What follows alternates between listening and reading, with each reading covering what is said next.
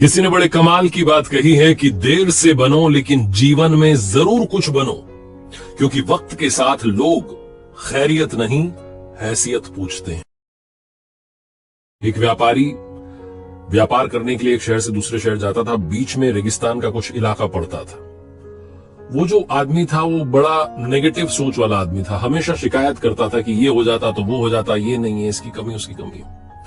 रेगिस्तान से जा रहा था, उसकी जो पानी की बोतल थी वो खाली हो चुकी थी। उसे बड़ी जोर की प्यास लग रही थी। उसे गुस्सा आ रहा था कि रास्ता बड़ा लंबा है, रेगिस्तान पार करना पड़ता है। आसमान की तरफ देख करके गिरा था कि क्या जगह बना दी आपने।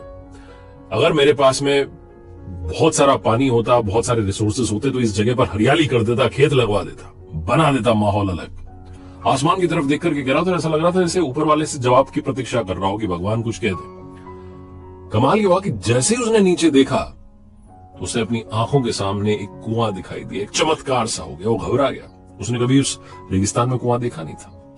थोड़े से कदम आगे बढ़ाकर पहुंचा कुएं के पास में तो देखा कुआं जो था पानी से लबालब भरा हुआ था। लेकिन शिकायती आदमी था, नेगेटिव सोच थी। फिर से आसमान की तरफ देखा और कहने लगा, अरे भगवान, पानी से भरा हुआ कुआं तो दे दिया लबालब, लेकिन पानी निकालूंगा कैसे? और ऐसा बोलकर के फिर से ऊपर देख रहा था। लेकिन अब की बार जब नीचे देखा तो फिर से चमत्कार हुआ। इसे कुएं के पास में रस्सी और बाल्टी दिखाई दी। लेकिन शिकायती आदमी था, नेगेटिव सोचता था। फिर से ऊपर देखा और बोला, अच्छा, लेकिन इस पानी को ले जाऊंगा कैसे? कैसे यहां पर हरियाली लाऊंगा? फिर से ऊपर देख रहा था। अब की बार ऐसा लगा जैसे इसे पीछे किसी ने आकर के टच किया। पीछे पलट के देखा तो ऊंट खड़ा हुआ था।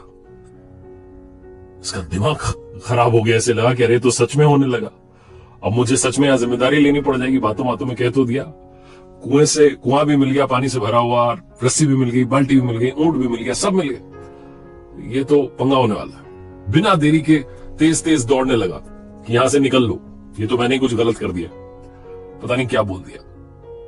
ये भाग रहा था, उस जिम्मेदारी से बच रहा था। तब ये कागज उड़ करके आया और इसके शरीर पर आकर के चिपक गया। उसने उस कागज को देखा तो उस पर लिखा हुआ था कि मैंने तुम्हें पानी दिया, कुआं दिखाया, बाल्टी दी, रस्सी दी, पानी ले जाने का साधन दिया, अब क्यों बच करके भाग रहे हो? इस आदमी को लगा पता नहीं क्या हो रहा है मेरे साथ। दौड़ते दौड़ते रेगिस्तान पार कर गया, लेकिन उसे हरा भरा नहीं बनाया।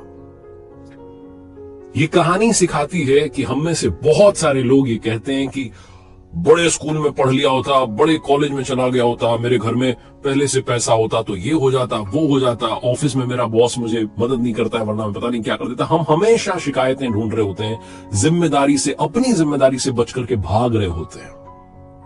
ये कहानी हमें सिखाती है कि लाइफ में हम जो कुछ भी कर रहे हैं उसके लिए 100% खुद रिस्पॉन्सिबल है। 100% जिम्मेदारी हमारी है। तो दूसरों पर दोष देना, उनकी गलतियां बताना बंद कीजिए, अपनी गलतियों को सुधारना शुरू कीजिए।